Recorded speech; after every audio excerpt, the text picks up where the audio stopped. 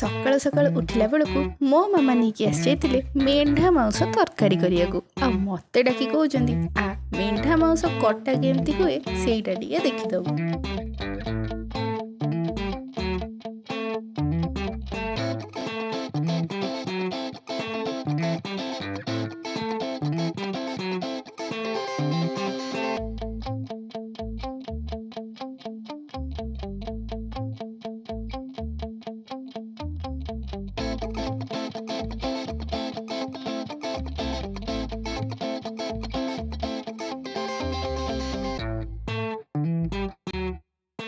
ମମିକୁ ମେଣ୍ଢା ମାଂସ ଏତେ ସହଜରେ କାଟିବାର ଦେଖି ମୁଁ ବି ଆଉ ସମ୍ଭାଳି ନ ହେଇପାରି କହିଲି, ମମି ମୋତେ ବି ଟିକେ ଦିଅ ନା, ମୁଁ ବି ଟିକେ କାଟିବି। ହେଲେ ସତରେ ଦେଖିବା ଠାରୁ କାଟିବା ବଡ଼ କଷ୍ଟ। ମୁଁ ବାସ୍ ମେଣ୍ଢା ମାଂସକୁ ଧରୁ ଧରୁ ହିଁ ମୋ ଆଙ୍ଗୁଠି ଗୁଡ଼ା ପରସ୍ପରକୁ ଛାଡ଼ିବାକୁ ହିଁ ନାରାଜ ହେଇଗଲି।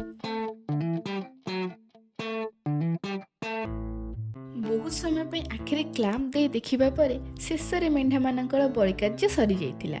ଆଉ ଏବେ ଆରମ୍ଭ ହୋଇଯାଇଥିଲା ରୋଷେଇ କାର୍ଯ୍ୟ।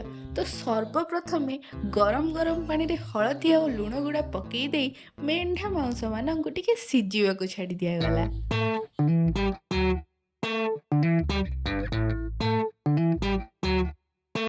ମାଉଁସମାନଙ୍କୁ କଡ଼େଇରେ ଘାଣ୍ଟି ଘାଣ୍ଟି ତାକୁ ସିଝେଇବା ପରେ ଶେଷରେ ତାଙ୍କର ସେଇ ସିଝା ହେବା କାର୍ଯ୍ୟଟି ମଧ୍ୟ ସମାପ୍ତ ହୋଇଯାଇଥିଲା।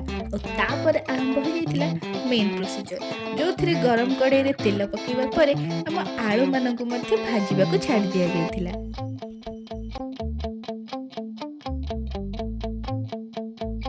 ଆଳୁମାନଙ୍କର ଭାଜିବା କାର୍ଯ୍ୟକ୍ରମ ସମାପ୍ତ ହେବା ପରେ ଏଥର ସିଝି ଯାଇଥିବା ମେଣ୍ଢା ମାଂସ ସାଙ୍ଗରେ ମୁଗ ପକାଇ ତାକୁ ଭାଜିବାର କାର୍ଯ୍ୟକ୍ରମଟି ମଧ୍ୟ ଆରମ୍ଭ ହୋଇଯାଇଥିଲା। କମେଣ୍ଟରେ ଲେଖିବାକୁ ଭୁଲିବେନି କାହାକୁ ସବୁ ମେଣ୍ଢା ମାଂସ ସାଙ୍ଗରେ ମୁଗ ପକାଇ ରୋଷେଇ କରି ଖାଇବାକୁ ବଢ଼ିଆ ଲାଗେ।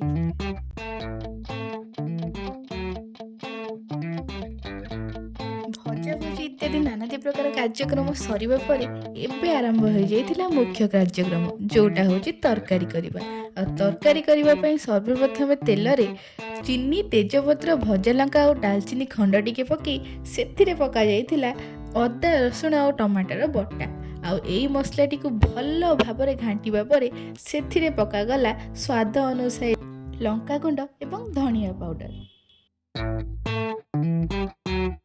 ମସଲାର କଲର୍ ଟିକେ ଚେଞ୍ଜ ହେବା ପରେ ଏଥିରେ ଶେଷରେ ପକାଗଲା ଆମ ମେଣ୍ଢା ମାଂସ ସହିତ ଆଳୁ ଆଉ ମୁଗର ଭଜା।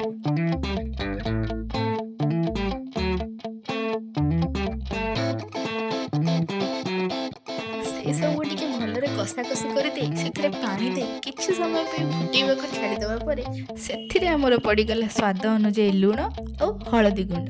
ଆଉ ତରକାରୀରେ ଟିକେ ଭଲକି ଫୁଟିବା ପରେ ଶେଷରେ ସେଥିରେ ପଡ଼ିଲା ସ୍ୱାଦ ଅନୁଯାୟୀ ଗରମ ମସଲା। ଆଉ ତାକୁ ଟିକେ ଗୋଳା ଘଣ୍ଟା ଭଲ ଭାବରେ କରିସାରିବା ପରେ ଶେଷରେ ରେଡ଼ି ହେଇଯାଇଥିଲା ଆମ ସମସ୍ତଙ୍କର ପ୍ରିୟ ମେଣ୍ଢା ମାଂସର ତରକାରୀ। ଭିଡ଼ିଓଟି ଭଲ ଲାଗିଥିଲେ ଲାଇକ୍, କମେଣ୍ଟ, ସେୟାର ଆଉ ସବସ୍କ୍ରାଇବ୍ କରିବାକୁ ଭୁଲିବେନି।